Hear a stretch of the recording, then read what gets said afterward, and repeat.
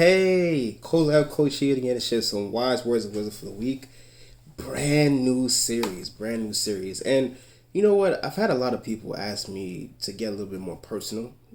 People ask me to tell us, tell them more about myself and how I got started into this whole self love relationship coaching and what got me into self love in the first place. So, this brand new series is my series, literally my series, and going to be different, talking about different topics with myself, and I hope that it will help you to understand a little bit more about self love and help you along your journey as well. So, without any further ado, the question slash thought I have today that I'm talking about is, what made me get into self love? What started me into self love?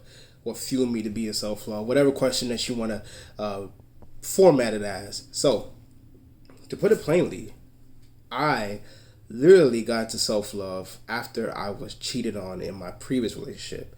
I'm happily married now. Shout out to my wife.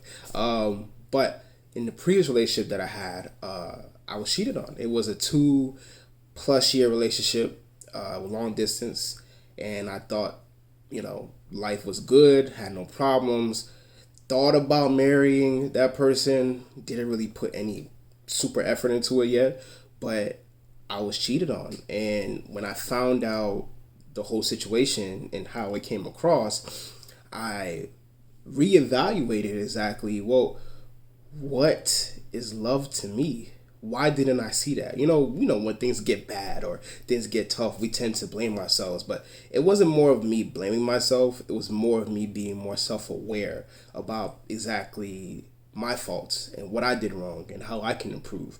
And it boiled down to me getting a coach. It boiled down to me doing a lot of talking to myself and talking to other people as well, just so I can understand what I can do better in the next relationship and how I can better myself so that this doesn't happen again.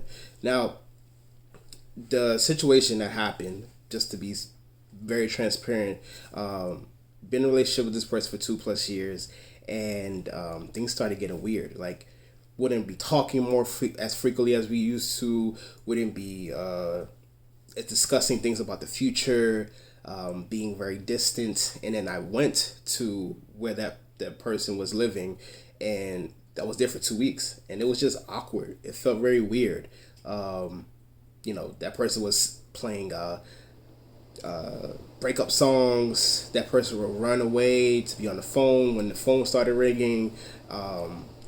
Just being very distant when we were around the family of hers and all this stuff. And I was just like, what's going on? And I was putting two and two together that she was talking to someone that that was a friend of a cousin of a friend, and they were getting close.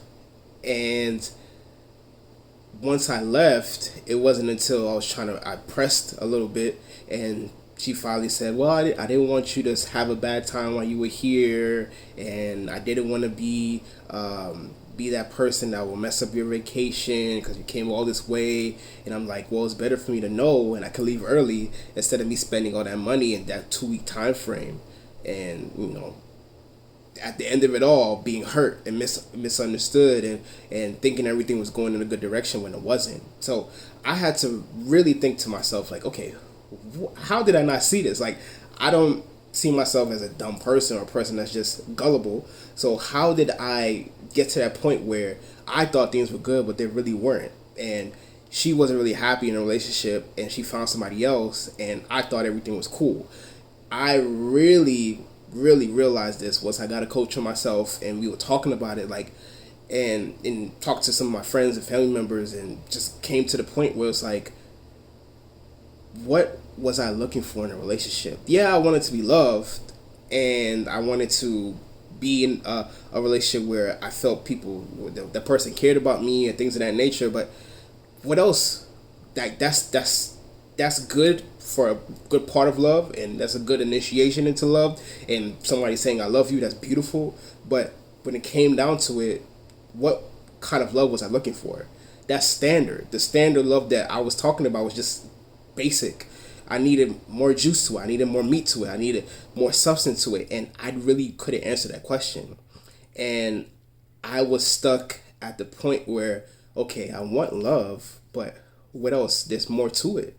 And it's crazy because, I saw love through family members and friends and things of that nature, and on TV and things of that nature, and I was like, okay, well, this is what love is. But when you see things on TV or you see people's relationships, that's surface level. You only see things at the point that they show you, but they don't tell you everything that goes on within that relationship, and everything's not really shown in movies about the different aspects of love.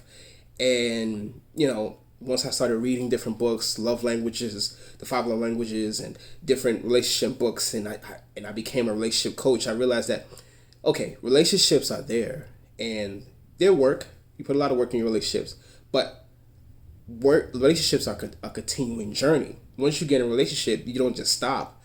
Once you say I love you, you don't just stop. You have to continue to uphold that love. You have to continue to respect that love. You have to continue to learn about the person's love and things of that nature. And once I thought really deep down about the previous relationship that I was having with my ex, I was like, well, I didn't really put any effort into that aspect of love. And maybe she wasn't getting the love that she was looking for. And I thought that was it. I settled for that type of love. And once I opened my eyes and realized, okay, there is more for me to do. There's more for me to learn. There's more for me to grow from. And that's when I started to take it to overdrive, continue to learn more about who I am as a person, continue to love myself more. But I didn't realize the truth of it all until I learned that I have to deserve love, and my kind of love. That way I can love myself better and love other people better. Because a lot of people are literally going through relationships and things of that nature because they think that the surface level type of love is all there is. But there's so much to love that a lot of people don't even touch on or open up to because we don't know. So that's why I was like, I want to be a relationship coach. I need to teach people about this because I don't want them to go through the same thing I did. So I was that person that would pray to God in my early teens, my late teens to early 20s, that Lord, if you find somebody for me, or I just want to find somebody that loves me for me, that's it. And I was wrong. I prayed the wrong way. I was asking God for the wrong things. I should have prayed, Lord, open my eyes so I could love myself more. That way I could find someone that's going to love me for me. And that was a game changer. So I really, really learned what self-love was after I was cheated on. And once I was cheated on, it gave me the ability to realize that I wasn't really looking for the love that I really wanted.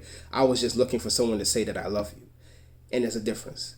And it took me time to realize that. But once I realized that I have to learn what kind of love I have in my heart and what I want and what I claim and what I'm expecting, then I was able to have the best relationship I have to this day, because it allowed me to see that love is more than just surface level things that you see on TV with your family, with your friends. Love takes effort. Love takes purpose. Love takes time. And I learned that through heartache, but that's okay because it made me better. But I wouldn't want anybody to go through that. That's why I became a relationship coach, so I could teach them in other ways. So that's it. That is it. That's pretty much my gist and my story of how I learned about self-love. And of course there's more to it, and I'll get more into it in my future episodes, future videos throughout the week in the series, and my writings and things of that nature. But I had to learn it the hard way, and sadly in life sometimes you gotta learn it the hard way, that what you think is right for you, you don't even know. You don't even know what the things that you really think is right for you, because you haven't even experienced the things that you deserve yet, because you're so stuck on the things that you think you need, but it's really just wants. And when you realize the things that you need, your life changes forever. Your eyes are completely open. But I don't want to get too deep into it. We'll talk more about this next week. So if you're like me and you had to learn the hard way what love is, and you had to learn the hard way, or you're struggling right now because you just got a relationship, or you're struggling because you don't know what love really means, and it's been taking you down a bad road, message me. Let's talk about it. Sign up for my free 15-minute coaching session on my website, yourcolabcoach.com. Fill out that relationship checklist to see if you really need help with your relationships. Follow me on Facebook, Colab Coaching. Follow me on Instagram, Colab Coaching. On my videos, on my series, on YouTube, just type in Colab Coaching. And like and subscribe so you don't miss out on the next video. And thank you so much for watching. Share this with anyone that's struggling to find love and just been going through bad experiences. Thank you so much for watching. Have a wonderful day.